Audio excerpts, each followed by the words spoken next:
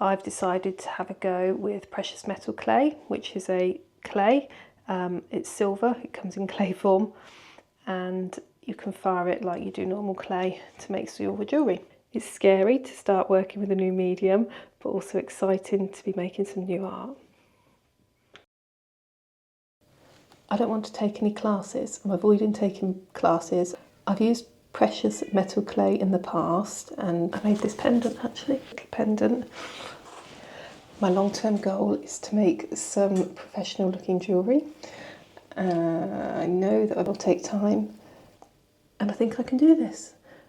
Watching lots of YouTube videos on techniques and jewellery making in general, reading lots of books, reading lots of blogs, I think I can do this. Let's go. And I am going to make some little silver charms, pendants, whatever you want to call them. I've got a leaf design and I've got a bit of design. So they're from my sketches out of my sketchbook that I've just traced onto some layout paper. And I'm going to transfer them onto some PMC and see if we can make something successful with the PMC by rolling it out and then cutting it into a design. So let's pop this down. So I've put my oil, just sunflower oil from my kitchen, onto the acrylic sheet. I've put a little tiny bit on here on the rolling pin, and I'm just going to roll it out. Right, little tip is to use a metal kidney that you can get from pottery supplies. This is quite wet. And just flip that up.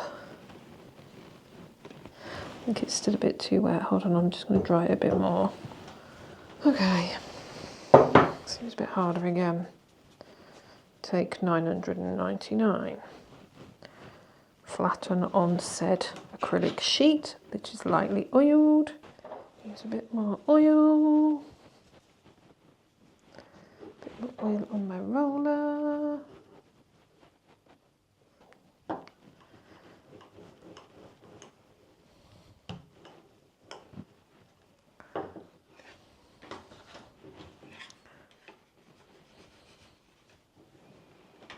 There we go, that's a bit better. Let's try this.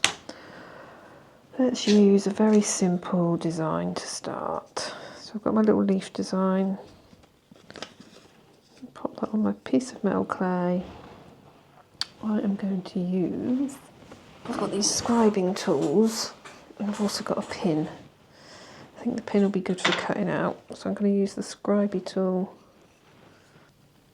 just to transfer my design.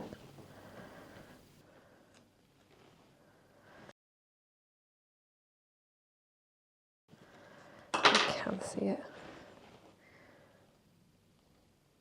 because I think the trick is going to actually be to work these things when they're a bit drier and turning 90 degrees and rolling the other way very gently. Don't know why I'm whispering. Right, don't forget to ease your clay off your acrylic. Using the thicker pin tool.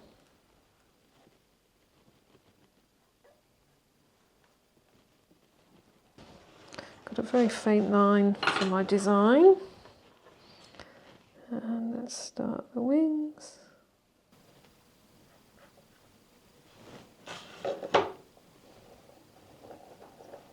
Cute. Let's go again. Let's go again. Once more.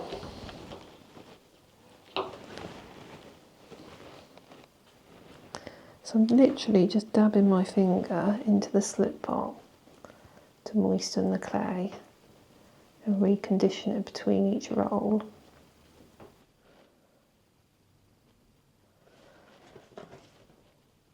The clay does move as you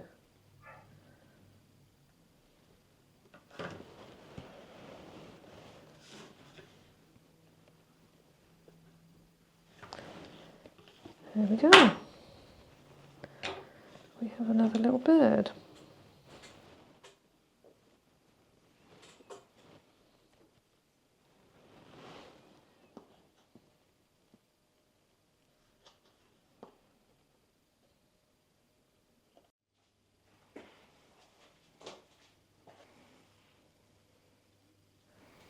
One of my biggest concerns making the jewellery is firing it, and I've bought a blowtorch because I understand you can now fire with a blowtorch, and there's lots of instructions online how to do that, and I've watched lots of videos, and it seems to boil down to knowing the colour of the precious metal clay as you're firing it with a torch, knowing when to stop. So not under firing or not over firing seems to be the biggest challenge. I've bought some copper precious metal clay because it's cheaper, and I thought I'd experiment with that first before using the silver, just in case.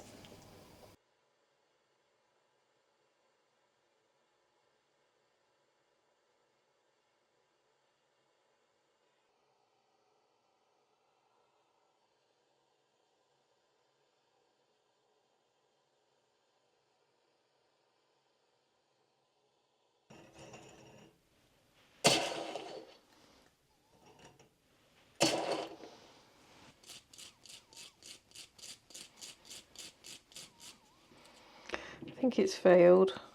I'm not sure if I've overfired or what's happened, but I've got cracks in the clay, but it's not a nice coppery colour like I was hoping. It's actually falling to pieces, as you can see in my hands and the colour. I think we'll say that's a fail, and I'm going to go back to firing in my kiln because I know how to do that. Right, I'm just about to fire my kiln up with the precious metal clay. I've already got some pots that I've made. These haven't been fired yet, so they will be going through their regular bisque firing, which works well because I can put in the precious metal clay. I'm just going to put it directly on the shelf. Hopefully it won't stick. So that's them just sat on the shelf. Right, so we've got program 3, 200 degrees up to 500, that's the first ramp, with no soak, and then a further 200 degrees up to 900. So it's 200 degrees up to 900. And I've put on an hour's soak. Let's go. The kiln is on.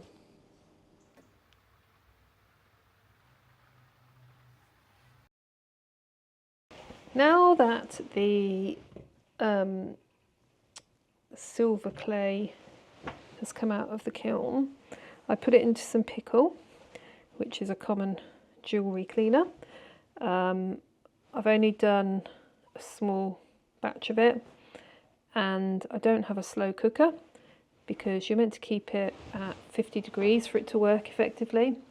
So because I'm just starting out with all this jewellery making, I've created my own way of keeping it warm, which is just a bain-marie, a bowl of water, hot water, and the solution was warm. So it doesn't stay warm, it does cool down, but it has some effect. And this has been in here for about 2 hours now. I'm handling the pickle. You should have your safety glasses on, and I am also going to put on some gloves to keep me nice and safe. And then in the pickle solution, you should never put like stainless steel in it because it affects the solution. And so you can either use, I think, copper or brass, or I've got some plastic tweezers here. It's not the easiest to get this stuff out. Come on, birdie, out you come. Here we go. The other thing that you can do before I go off drilling is use one of these silver cloths, polish cloth, which is great even just for your regular jewellery, cleaning it all up and giving it more of a shine.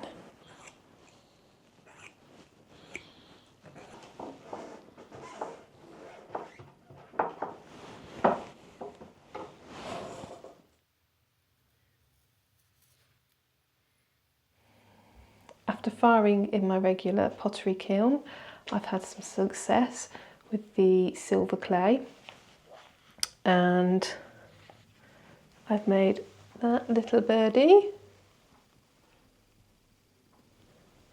which is looking very cute. And I haven't lost them. These tiny, tiny, tiny, as you can see, little beads. What I've learnt though is that I want to turn these into earrings, like stud earrings, and I haven't got any posts. So now my next challenge is to work out how to get the posts onto the back, whether I need to solder them, which I can do because I've got all my soldering kit now. So a little bit more learning to go there.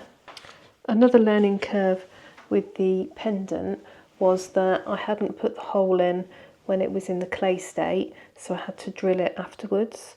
And I used a Dremel multi that my son actually bought me for Christmas many years ago. I always have tools for Christmas presents, which I love. And yeah, I had to drill the hole in after it had been fired. So I should have put the hole in when it was in the clay state as well, because that would have been a lot easier. So thinking ahead, planning ahead, but I'm learning as I go. I'm really pleased with the outcome, and I know that this works. This way of me making and firing the silver precious metal clay. So that opens up lots of possibilities for me, and I'll be making some more work.